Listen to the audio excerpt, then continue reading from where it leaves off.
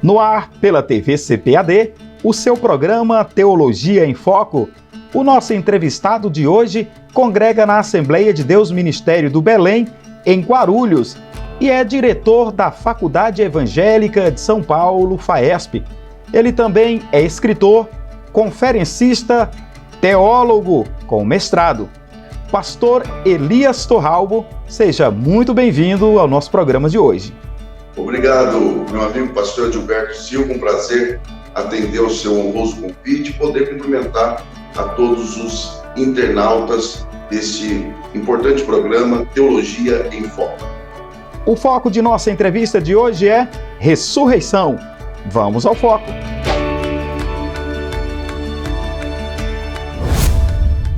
Pastor Elias Torralbo, qual o primeiro caso de registro bíblico de ressurreição? E como foi que isso aconteceu, pastor? Então, quando olhamos para a Bíblia, em toda ela, seja no Antigo ou no Novo Testamento, nós temos aí 10 episódios, isto é, de ressurreições já ocorridas, sendo 3 no Antigo Testamento e 7 no Novo Testamento. E o primeiro episódio está registrado no primeiro livro dos Reis, capítulo 17, do verso 17 ao 24, quando Elias, enviado por Deus para a casa daquela viúva, e ali, após ocorrer aquele milagre da multiplicação do azeite e da farinha, o texto diz que depois disso, o filho desta viúva veio a adoecer, vindo a óbito. Ela reclama ao profeta, e o texto nos informa algo, inclusive, muito interessante e inusitado. O profeta pega o menino, leva ao quarto onde o texto diz que ele se hospedava, onde ele dormia, coloca o menino sobre a cama e deita sobre o menino por 3 vezes. E, orando ao Senhor, Deus, então, traz vida ao garoto novamente. Charles Swindoll tem um excelente livro que ele fala sobre Elias. Ele diz que esse é o primeiro episódio de ressurreição na Bíblia, e ele chega a dizer com quem Elias aprendeu que Deus é poderoso para dar vida a quem já morreu. E ele sugere que Elias aprendeu com o próprio Deus. Portanto, esse é o primeiro episódio de ressurreição na Bíblia, e assim que ocorreu. E quanto à questão da ressurreição de Jesus, tem 2 momentos, eu acredito que sejam muito interessantes e geram questionamento. Os momentos são os seguintes: quando ele ressuscitou, Maria apareceu a ele, ou melhor, Maria foi até o sepulcro, e lá no sepulcro Jesus disse que não era para ela tocá-lo. Só que em um outro momento, ele aparece a Tomé e diz a Tomé, aparece aos discípulos, lógico, e aparece, entre eles estava Tomé, e diz para Tomé tocá-lo. Por que em um momento Jesus disse para Maria não tocá-lo e em outro disse para Tomé tocá-lo? Aparentemente, e é bom que se enfatize isso, né? Aparentemente, parece haver aqui uma possível contradição. Agora, claro que nós sabemos que não há contradição na Bíblia e nem tampouco naquilo que o próprio Senhor Jesus ele faz. Então, como que você explica esse fato de que a Maria, ele diz, não me toque porque eu ainda não me apresentei ao meu pai. E a Tomé, ele o incentiva, né, a tocá-lo naquele episódio tão conhecido. Bom, você não pode dissociar este momento importante da ressurreição de Jesus ao ritual do Antigo Testamento, quando o sumo sacerdote, ele, uma vez por ano, entrava no Santo dos Santos, e ele tinha que entrar com o sangue da aspersão nas suas mãos. Então ele carregava, ele introduzia ali com o sangue, para então apresentar ao Senhor. É ali que ocorre, por exemplo, que Deus, olhando para esse ato, o olhar de Deus manifestava a sua glória, trazendo, inclusive, aquecendo os metais, o ouro ali do propiciatório, e o sangue que ali estava evaporava. Então, o sumo sacerdote começava a dançar de alegria, porque esse era um sinal de que Deus havia aceito o sacrifício, e o povo, ouvindo o som do sininho que o sacerdote fazia porque estava dançando, o povo então levantava as mãos agradecendo a Deus por aquele episódio, por aquele acontecimento. Então, quando Jesus diz, não me toque, porque eu ainda não me apresentei ao meu Pai, ele está cumprindo isso, porque o sumo sacerdote no Antigo Testamento, quando entrava no Santo dos Santos para cumprir esse ritual, ele não podia ter contato com ninguém. Então, quando Jesus diz, não me toque, é porque ele tinha que agora, como sumo sacerdote, apresentar-se no Santo dos Santos, isto é, diante do próprio Pai, para, então, apresentar o seu sangue, apresentar o seu sacrifício e ser aceito por Deus. No caso de Tomé, ele já havia cumprido esse ato e, por isso, ele diz que Tomé deveria tocar. Pastor, por que Jesus é citado pelo apóstolo Paulo em 1 Coríntios, capítulo 15, versículo 20, como a primícia dos que dormem? O que significa esta expressão, primícia dos que dormem? Inclusive, em Apocalipse, esse texto ou essa referência, ela é retomada, né? Diz que Jesus é o primogênito dos mortos. É interessante isso.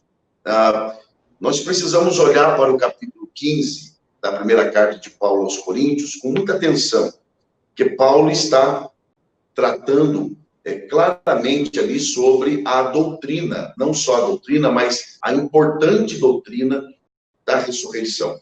E depois do que ele trata, por exemplo, nos versos 13 e 14, mostrando os terríveis danos da negação da doutrina da ressurreição ou da veracidade da doutrina da ressurreição, ele então começa a apresentar os benefícios desta doutrina, inclusive fundamentado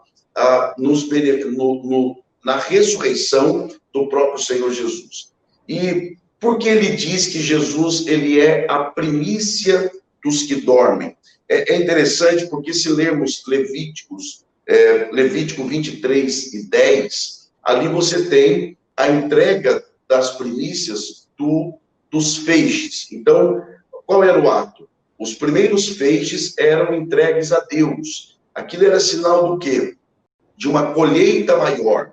Então, aquilo era uma representatividade de algo maior. Então, era uma entrega menor que representava algo maior.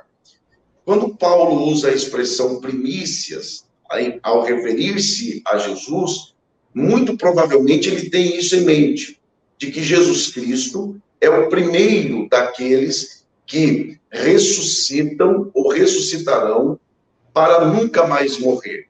Porque sabemos que ao homem está determinado morrer uma única vez. Então, por exemplo, Lázaro, ele morreu, ressuscitou, mas morreu novamente. O único que até hoje morreu, ressuscitou para nunca mais morrer é Jesus Cristo. Então, ele é até hoje o primeiro e o único que morreu, repito, ressuscitou para nunca mais morrer, conforme Apocalipse 1 e 18 e Romanos 6 e 9. Então, ele é a primícia deste modo singular de alguém que morreu, ressuscitou, nunca mais morrerá, apontando assim para aquilo que acontecerá também com os seus santos, conforme a primeira carta aos Tessalonicenses, capítulo 4, versos 16 e 17, de que os que morreram em Cristo ressuscitarão primeiro e serão arrebatados, nós os encontraremos na nuvem, estaremos para sempre com o Senhor. E aí esses ressuscitarão para que, à semelhança de Cristo, também nunca mais experimentem a morte. Então, é nesse sentido da primícia, dele ser o primeiro desse modo singular. Então, pastor, o senhor falou algo interessante. Falou aí do texto de Tessalonicenses de uma ressurreição futura. Nós vamos para um breve intervalo. Já já nós estamos de volta. A você, amigo, irmão internauta, vamos falar sobre outros tipos de ressurreição. O pastor falou sobre o primeiro tipo de ressurreição, a ressurreição de Jesus, e temos alguns tipos de ressurreição. Ressurreições pessoais, ressurreições unitárias, mas também nós temos algumas ressurreições coletivas, algumas que já aconteceram no passado e outras que ainda acontecerão. No próximo bloco nós temos esta e mais outras explicações ainda sobre o tema ressurreição. Já já estamos de volta.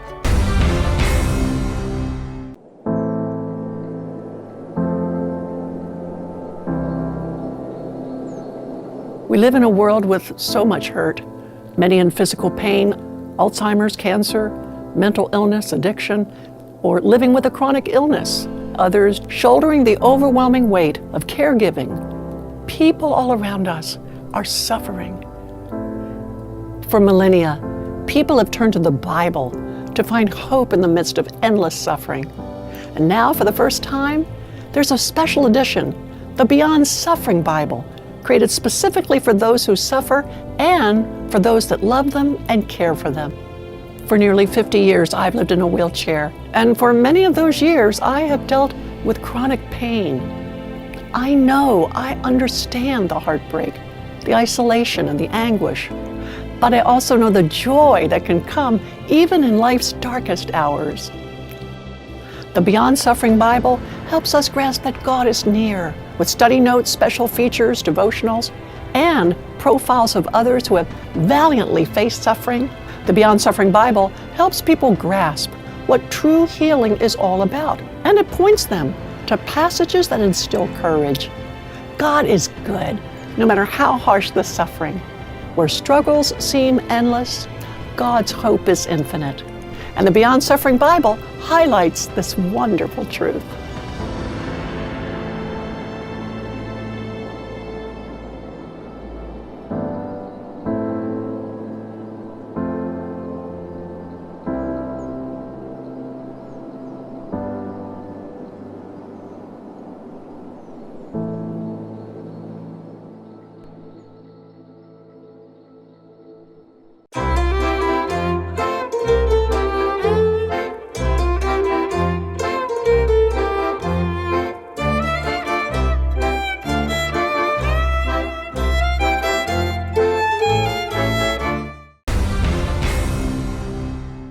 De volta com o seu programa Teologia em Foco, entrevistando o pastor Elias Torralbo. E o nosso tema, o foco de nossa entrevista de hoje é ressurreição. Bem, pastor Elias, no bloco anterior, nós encerramos, o senhor falou a respeito de uma futura ressurreição. E pelo que foi entendido, pelo que a Bíblia nos faz entender, nós vemos que essa ressurreição é uma ressurreição coletiva. A pergunta que faço agora é: quantas ressurreições coletivas aconteceram na Bíblia? Quantas ainda tem para acontecer? Tá? E como se darão essas ressurreições futuras e como se deram as ressurreições coletivas do passado? Se nós considerarmos que a ressurreição, por exemplo, prevista das duas testemunhas do Apocalipse, como ressurreição coletiva, então, contando com ela, nós temos aí um total de 5 ressurreições coletivas.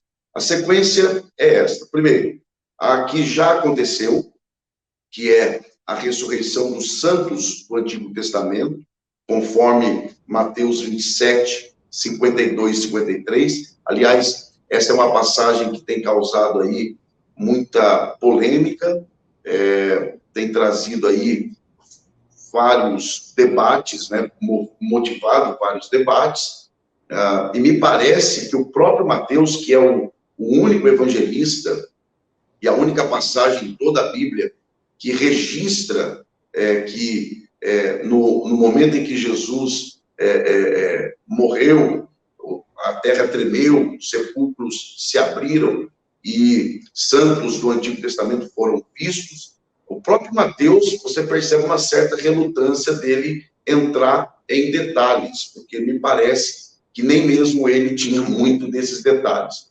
Com base na doutrina da ressurreição, como é que você explica isso?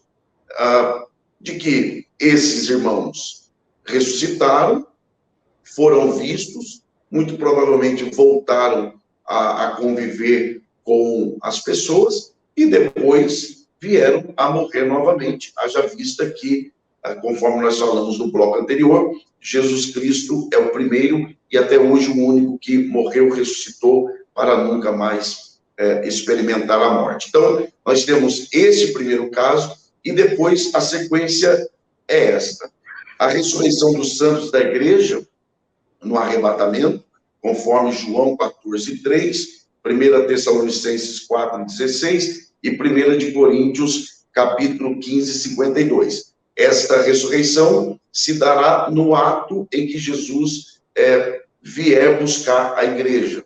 Então, os que morreram em Cristo ressuscitarão primeiro e depois nós seremos transformados e juntos nós encontraremos com o Senhor nos ares para estarmos com Ele para sempre, conforme Paulo diz na primeira carta aos Tessalonicenses, capítulo 4, versos 16 e 17. Em seguida, nós temos a ressurreição das duas testemunhas, como eu falei no início, se nós considerarmos ou considerar essa ressurreição como coletiva, temos essa ressurreição em Apocalipse 11 e 12, que se dará no período da tribulação. Depois você tem a ressurreição dos santos de Israel e dos santos da tribulação que não adoraram a besta, que se dará também nesse período da tribulação, Apocalipse 20, versos 4 e 6, Daniel 12, verso 1 e 2. E, finalmente, você tem a ressurreição dos injustos, que acontecerá depois do reino milenar de Cristo. E eles ressuscitarão para prestarem contas, serem julgados e condenados no grande trono branco, conforme Apocalipse 20, verso 5, e depois do 11 ao 14. Pastor, agora a questão nós falamos a respeito há pouco da ressurreição de Jesus, quando ele apareceu a Maria, quando apareceu também a Tomé, e aí fica a indagação é esta: qual tipo de corpo aqueles que ressuscitam voltam? Eles voltam com um tipo de corpo diferente? Porque o senhor falou aí a respeito dos santos, dos justos que ressuscitam, que ressuscitarão, e também dos ímpios, dos injustos, enfim.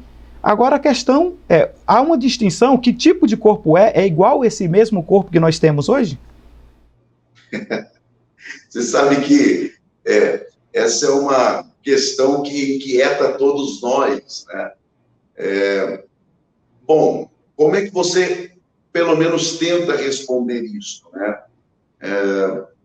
Você tem que partir do princípio de que quem nos criou, quem nos formou, foi Deus. O pecado, ele, de certa forma, ele deturpou aquilo que Deus criou com perfeição, mas não destruiu totalmente. Então, tudo que Deus cria é bom. Partindo desse princípio, nós temos que olhar para o exemplo maior. Quem é o exemplo maior de ressurreição, como em todas as demais áreas?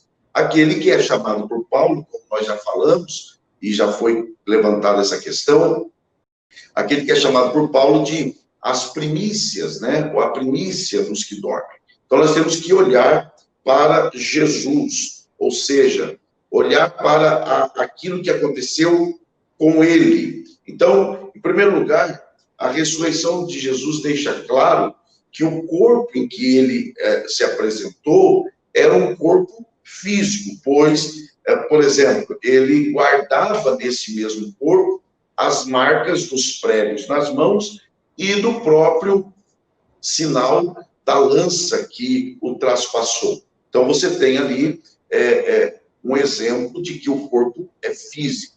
Outra coisa, ele aceitou alimento, Lucas 24, do 36 ao 43. Agora, é claro, o corpo de Jesus estava glorificado, ao ponto de, alguns momentos ali, os discípulos não o reconhecerem com tanta facilidade. E mais, você percebe que o corpo de Jesus é o mesmo, é o corpo físico dele, porém glorificado, porém em estado de perfeição. E você vê, por exemplo, que ele não está limitado fisicamente. Ele entra na sala sem precisar passar pela porta. Então você percebe isso como algo que demonstra que ele estava em corpo físico, pelas razões que nós já apresentamos, porém com um corpo glorificado.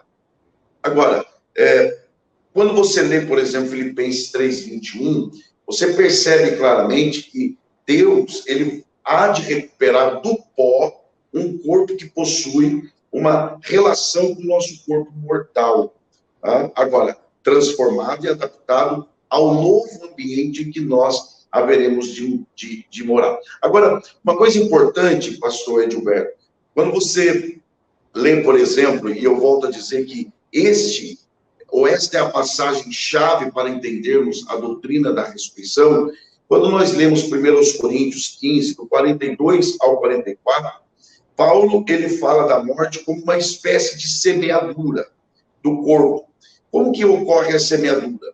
A semente, ela é lançada na terra, ela morre, mas esse processo de morte é com vistas o gerar a vida. Ou seja, a semente morre, mas ela contém um princípio de vida, pelo qual a natureza faz brotar uma nova planta do mesmo gênero. Então, Paulo, ele usa esta figura de linguagem, de que este corpo passará pela morte, mas no mesmo gênero, ele receberá uma nova vida. Por exemplo, e para nós encerrarmos, Elias e Moisés aparecem no Monte da Transfiguração, ali quando Jesus está orando, enfim, e Elias e Moisés são identificados. Agora, o corpo da ressurreição será dado por Deus, 1 Coríntios 15, 38, e que é uma resposta ao mesmo capítulo, no versículo 35. O corpo do crente será imortal e incorruptível. O corpo ressurreto será um corpo celestial, 1 Coríntios 15, 40. E o corpo ressurreto será poderoso, 1 Coríntios 15, 43. E, finalmente, o corpo da ressurreição será glorioso, 1 Coríntios 15, 42 e Mateus 13, 43. Então, é o mesmo corpo, porém agora em um estado de glorificação e para viver nesse novo ambiente maravilhoso que nós haveremos de viver. Pastor Elias, e hoje é possível alguém ressuscitar? O que a Bíblia diz a este respeito? Bom, os cessacionistas dirão que não, mas nós que somos pentecostais, continuistas, acreditamos que sim. E com base em que nós falamos isso? De forma direta e objetiva, sim, é possível que nos dias de hoje um morto possa ser ressuscitado. Primeiro porque Jesus Cristo, conforme diz o escritor aos Hebreus, é o mesmo ontem, hoje e eternamente. Então, o mesmo poder que Deus teve para ressuscitar através do ministério de Elias, lá no Antigo Testamento, através do ministério de Jesus, através do ministério de Paulo, é o mesmo Deus que tem poder para ressuscitar hoje, nos dias atuais. Por exemplo, Jesus deu à sua igreja poder para fazer obras semelhantes às suas. Lucas 9, versos 1 e 2, Lucas 10, 9, 18 e 19, Atos 1 e 8, Atos 4 e 8, Atos 13 e 9. Jesus demonstrou poder sobre a morte, Lucas 8, 53 ao 55. A realidade do reino de Deus, que é um reino que vence a morte, já está no presente. É aquilo que na teologia, o senhor sabe muito bem, nós chamamos de o já e o ainda não. Nós já vivemos antecipadamente, de forma menor, em uma escala, uma dimensão menor, aquilo que viveremos na sua totalidade na eternidade. Então, o reino de Deus já está presente, o seu poder já está operante, já é operante, já está operando. Lucas 17, versos 20 e 21, deixa isso claro. E outra coisa, o milagre, para que serve o milagre? Milagre na Bíblia é chamado de sinais. Para que servem os sinais? Para mostrarem o caminho, mostrar algo a mais. O sinal não é o fim. O sinal é o indício, a indicação do fim. Então, a ressurreição de um morto hoje é uma antecipação da ressurreição perfeita da eternidade, quando acontecerá no dia do arrebatamento. Então, Lucas 21 e 31 e 23 e 43 deixam isso muito claro. E também uma demonstração de que nunca mais haverá morte, conforme Apocalipse 21 e 40. Então, pastor Elias, nós vamos para mais um breve intervalo e na volta falaremos a respeito dos saduceus, falaremos também sobre elementos históricos que comprovam ou não a ressurreição de Jesus e também sobre a carta de Paulo aos Coríntios. Inclusive, o senhor já citou um capítulo que o apóstolo Paulo trata de forma bem pontual essa questão da ressurreição. A você, amigo, irmão internauta, já estamos de volta com o seu Teologia em Foco.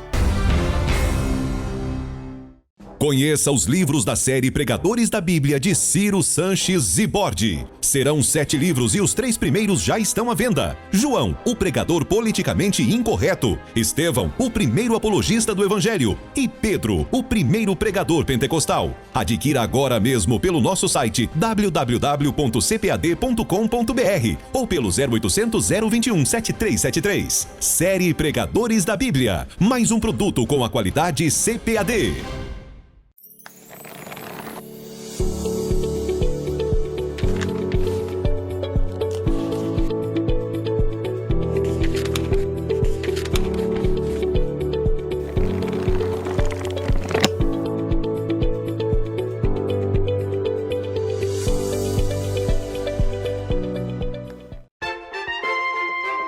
Conheça a Bíblia de Estudo Holman e surpreenda-se. Esta Bíblia foi projetada para que cada recurso esclarecedor esteja na mesma página com o texto bíblico ao qual se refere. Holman, uma Bíblia de estudo que oferece mais do que você espera e exatamente onde você espera. Mais um produto com a qualidade CPAD. De volta com o seu programa Teologia em Foco e neste terceiro bloco continuamos falando a respeito de ressurreição com o nosso entrevistado, o pastor Elias Torralbo. Pastor Elias, em Atos dos Apóstolos capítulo 23, versículo 8, fala de um grupo chamado saduceus. Eles não criam na ressurreição, eles eram céticos a respeito desta questão. Bem, no que se baseava este grupo chamado saduceus? Então, essa passagem de Atos, né, que fala dos saduceus, Atos dos Apóstolos, capítulo 23 e verso 8, tem algo até interessante ali, porque Paulo, ele afirma ser fariseu. É interessante, né, porque, infelizmente, pastor Gilberto, há termos que, à medida que o tempo passa, vai perdendo a sua conotação, sendo banalizado e às vezes mal compreendido. Então, quando Paulo diz ser fariseu, alguém pode pensar que Paulo não havia mudado de vida. Isso não é verdade. O que Paulo está fazendo é afirmando algo normal, natural. Por quê? Porque os fariseus criam basicamente em tudo aquilo que o Evangelho ensina. A diferença aí está na interpretação da lei e no legalismo. Agora, como, por exemplo, há estudiosos que dizem que era possível um cristão continuar sendo fariseu, mas era impossível um cristão continuar sendo saduceu. Por quê? Porque os saduceus, sim, eles não criam, por exemplo, na ressurreição dos mortos. O que eles criam, dentre outras coisas, é que após a morte, tanto a alma quanto o corpo morrem ou deixam de existir. Então, para eles, o fim desta vida terrena é o fim de tudo. Além disso, por exemplo, eles não criam também na existência dos anjos. Então, os saduceus eram um grupo cético, né? Então, para eles, a totalidade da vida estava aqui na Terra. Por isso que Paulo, em certo momento, ele adverte a igreja dizendo: se esperamos em Cristo só nesta vida, somos os mais miseráveis de todos os homens. Pastor, tem uma questão que é bem interessante, inclusive a Bíblia diz que teve uma mentira corrente a respeito da ressurreição de Jesus. Certas autoridades pagaram aos guardas que estavam guardando ali o sepulcro de Jesus para dizer que não houve ressurreição, de que os discípulos apareceram à noite e levaram o corpo. Bem, e aí, ao afirmarem isso, de que Jesus não ressuscitou, que houve da parte dos discípulos uma ação de levar o corpo à noite, muita gente utiliza este argumento e muitos outros para invalidar a ressurreição de Jesus. Pergunta existem elementos históricos que comprovam de fato que Jesus ressuscitou? Sim, existem. Inclusive, à medida que o tempo passa, outras evidências vão surgindo, né? Os que estudam esta área, né? Teologia, enfim. Mas você tem aí aspectos importantes, não dá para nós trazermos aqui com as riquezas de detalhes que esta conversa exige, mas dá para você apresentar aqui por alto, né? As evidências históricas, elas estão intimamente relacionadas com a cultura da época.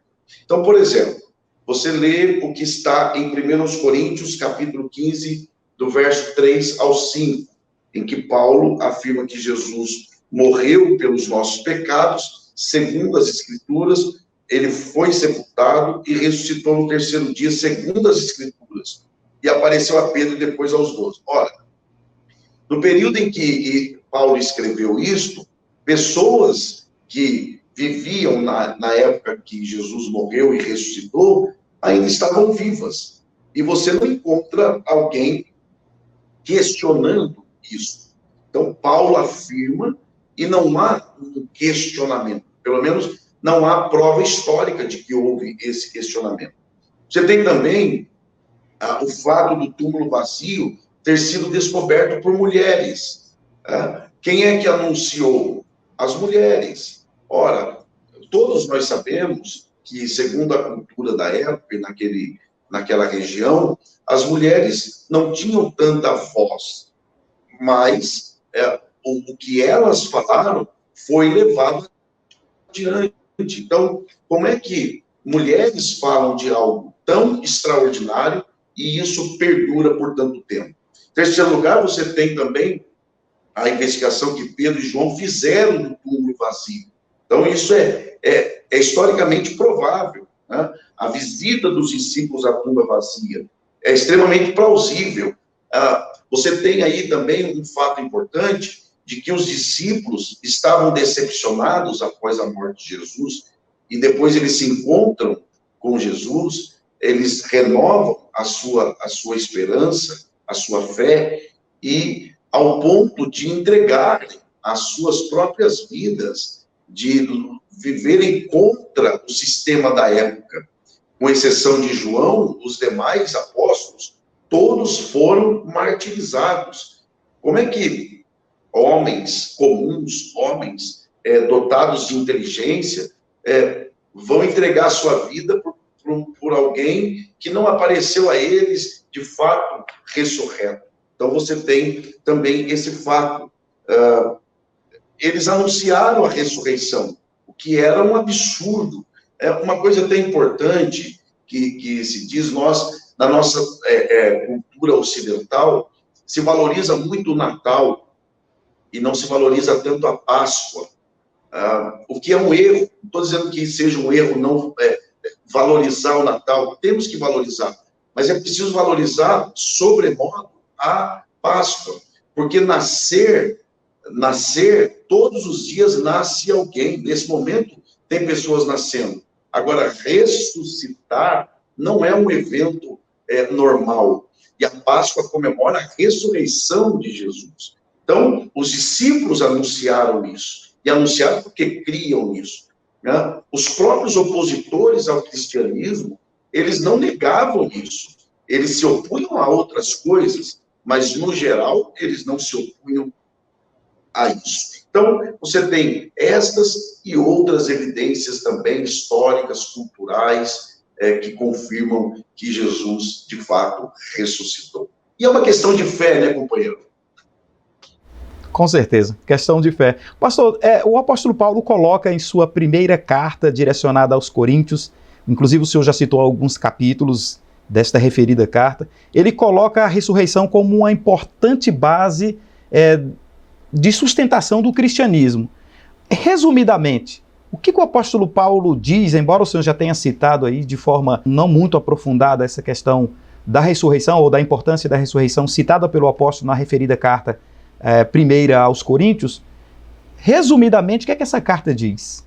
Eu poderia aqui dividir esse capítulo 15 da primeira carta de Paulo aos Coríntios em 5 partes. E eu só vou citar as partes e os versos e vou dar aqui um comentário, fazer um comentário demonstrando a importância desta doutrina, a doutrina da ressurreição, que aproveito, inclusive, para parabenizá-lo por escolher tão importante tema. Primeiro, dos versos 1 ao 19, Paulo, ele fala da ressurreição de Cristo como o penhor da nossa ressurreição. Então, o que ele está dizendo é que o fato de Jesus ter ressuscitado é a garantia de que nós também ressuscitaremos. Tá? E aí ele, na primeira carta aos Tessalonicenses, ele diz que nós, que cremos em Cristo, não somos como os de fora, que não têm esperança, né? Quanto àqueles que dormem, porque cremos que eles ressuscitarão. Segundo lugar, do verso 20 ao 28, Cristo é apresentado como primícias dos que dormem. Nós já tratamos disso aqui. Terceiro lugar, do verso 29 ao 34, ele mostra, e aqui é importante, ele mostra a aplicação prática da ressurreição na vida diária. Ele mostra como a crença na doutrina da ressurreição interfere na forma com que nós vivemos.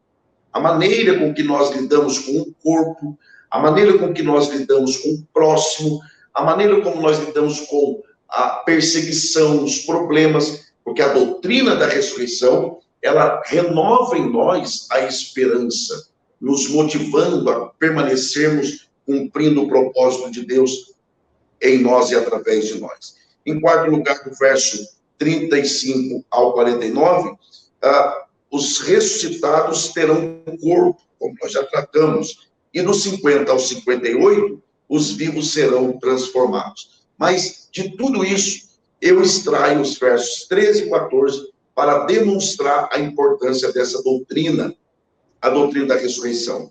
De que, se não cremos na ressurreição, logo a nossa fé é vã, porque então Cristo não ressuscitou, então a nossa fé é vã. Então, de certa forma, a construção da nossa fé está fundamentada também sobre a doutrina da ressurreição. E se Cristo ressuscitou, é a certeza de que os que dormem e dormirão no Senhor também ressuscitarão. Então fica aí uma palavra de consolo aos irmãos, a nós, na verdade, todos nós já perdemos um ente querido, seja mais próximo, seja distante, e a esperança da vida eterna, a esperança da ressurreição dos mortos, faz trazer ao nosso coração uma expectativa de coisa boa que vem por aí, porque o Senhor ressuscitou e a doutrina da ressurreição nos faz estar seguros de que em breve os que morreram em Cristo ressuscitarão primeiro. É esta a palavra de esperança, não é isso, pastor? Exatamente. E isso é maravilhoso, companheiro. O dia que nós todos estaremos todos juntos em torno de um único propósito, de desfrutarmos da vida eterna. Vida eterna é diferente de existência eterna. Todos têm existência eterna, mas só os que creem em Cristo terão vida eterna, que é desfrutar eterna e plenamente do próprio Deus e da sua presença. Pastor Elias Torralbo, muito obrigado por tua companhia hoje aqui no Teologia em Foco. Foi muito agradável o nosso bate-papo. Espero que o senhor volte outras vezes. Inclusive, o senhor já esteve aqui conosco falando sobre teologia sistemática e nesta segunda entrevista trazendo tantos esclarecimentos importantes a respeito da ressurreição. Muito obrigado. Que Deus abençoe tua vida, tua família e teu ministério. Amém. Eu que agradeço, companheiro. E espero em breve estarmos juntos novamente. E espero que não demore tanto. Tá, ok, muito obrigado. A você, amigo, irmão internauta, obrigado pelo carinho de tua audiência. Caso você ainda não seja inscrito em nosso canal, te convidamos a inscrever-se. Você também pode ativar as notificações para receber lembretes de novos conteúdos postados. E mais, pode curtir, comentar e compartilhar o programa de hoje. Um forte abraço a todos, a paz do Senhor, até nosso próximo encontro.